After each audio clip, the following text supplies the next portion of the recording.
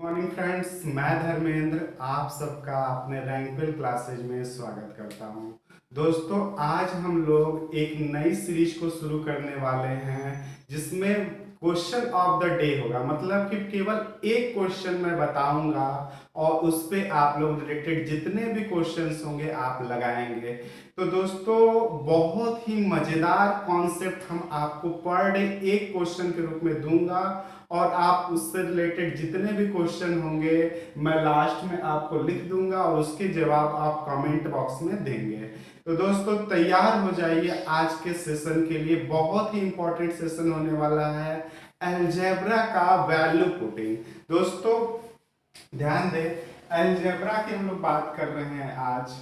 तो अलजेब्रा में एक क्वेश्चन हमें मिला हुआ है कि यदि क्वेश्चन कुछ इस प्रकार से है कि यदि a plus b plus c is equal to zero हो, यदि a plus b plus c is equal to zero हो तो आपसे पूछ रहे हैं a square upon 2a square plus B C plus B square plus 2b square plus C A plus C square upon 2c square plus A B.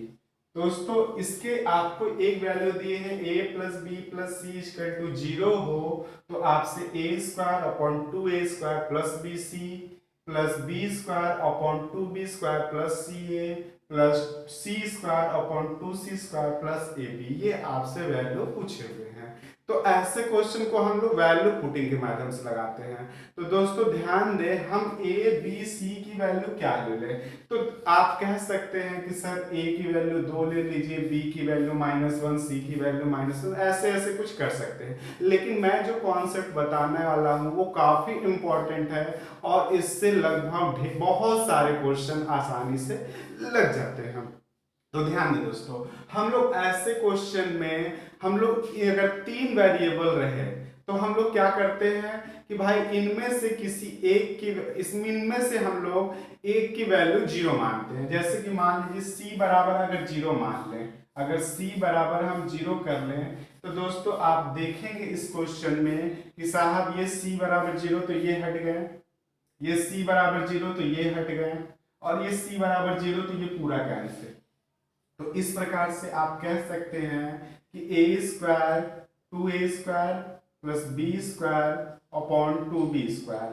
तो b square a square a square यानी 1/2 plus 1/2 equal to 1 हो जाएंगे इस question के answer. तो दोस्तों आप इस क्वेश्चन में ध्यान दें कि जब भी आपको क्वेश्चन मिल जाए, जब आपके 3 फॉर्म रहे a b c दिया हो या p q r दिया हो या एल एम एन दिए हों या एक्स वाई जेड दिए हुए हों, एक्स वाई जेड दिए हों, अगर ऐसे क्वेश्चन आपको देखने को मिल जाए तो इनमें से हम लोग तीनों में से पहले हम लोग एक वेरिएबल को हम लोग 0 कर लेते हैं। एक वेरिएबल को हम लोग क्या कर लेंगे, 0 कर लेंगे। एक वेरिएबल को 0 कर लीजिए। अगर आपका एक वेरिएबल से बात नहीं बन पा रही है, क्वेश्चन औकात में नहीं आ रहा है, तो आप दूसरे वेरिएबल को भी 0 कर लीजिए, दूसरे वेरिएबल को भी 0 कर लीजिए, दूसरे वेरिएबल को 0 कर लीजिए। अगर दूसरे क्वेश्चन से भी क्वेश्चन जो आपका क्वेश्चन जो है वो आपका नहीं बन पा रहा है, औकात में मतलब नहीं आ रहा है, तो आप तीसरे वेरिएबल को भी 0 कर लीजिए, तीसरे वेरिएबल को भी 0 कर लीजिए। दोस्तों कभी कभी 0 से हमारा इनफाइनाइट बनने लगता है। अगर 0 से किसी संख्या को भाग दे तो इनफाइनाइट बन जाए, तो उस कंडीशन में आप 0 नहीं मानेंगे। अगर क्वेश्चन में इनफाइनाइट बन रहा हो तो हम उस कंडीशन में 0 नहीं मानेंगे। उस कंडीशन में हम या 0 या 1, आप 0 से बात बने तो ठीक, या 1 वहां मान लेंगे, 0 या 1 होगा। अगर क्वेश्चन में एक वैल्यू रखने पर 0, अगर दूसरे में आप 1 नहीं रख पा रहे हैं, 0 नहीं रख पा रहे हैं, तो आप 1 रख देंगे। तो उस तरह से आपका क्वेश्चन बहुत ही आसानी से बन पाएगा। और नोट करके एक बात और लिख देंगे कि जिस क्वेश्चन में जब से ज्यादा अधिक बार जिसकी संख्या हमें देखने को मिल जाए, जो वेरिएबल सबसे अधिक बार हो, इच टाइम हो, अधिक बार हो, उसी को हम लोग सबसे पहले 0 मानते हैं। अगर सब में बराबर बराबर दिया है तो आप किसी को भी मान लीजिए, लेकिन जो क्वेश्चन में सबसे अधिक बार दिया है उसी को हम लोग 0 मान लेते हैं। आप लिख सकते हैं कि जिस वेरिएबल की संख्या सबसे अधिक बार दी हो उसी को हम लोग सबसे पहले 0 मानते हैं। तो दोस्तों उम्मीद करते हैं ये क्वेश्चन समझ में आया होगा। इससे रिलेटेड जो भी क्वेश्चन एग्जाम में आपसे पूछे हुए हैं मैं एक बार लिख देता हूं, आप उनको लगा करके कमेंट बॉक्स में हमें आंसर बताएंगे। ठीक है, तो तैयार हो जाइए क्वेश्चन के लिए। तो दोस्तों आपके सामने ये 4 क्वेश्चन है। उसी बेस्ड पे यदि आपसे करा यदि x प्लस वाई बराबर 2z हो तो x upon x minus z plus y बटे वाई माइनस जेड की वैल्यू कितना होगा। आप उसी कॉन्सेप्ट का यूज करिएगा, लेकिन ध्यान रहे कि अनंत नहीं बनना चाहिए। अगर अनंत बने तो आप उसकी वैल्यू 1 मान लेंगे, यही ना, 0 या 1, इसके अलावा आप कुछ नहीं मानना है। वो चीजें भूल जाइए कि वैल्यू 1 2 कुछ और पुट कर ले, वो सब भूल जाइए। अगर दूसरे नंबर क्वेश्चन की बात करें तो A square minus B C plus A square plus B C plus B square minus C A बटे बी स्क्वायर प्लस सी ए प्लस सी स्क्वायर माइनस ए बी प्लस बटे C square plus A B equal to 1 है।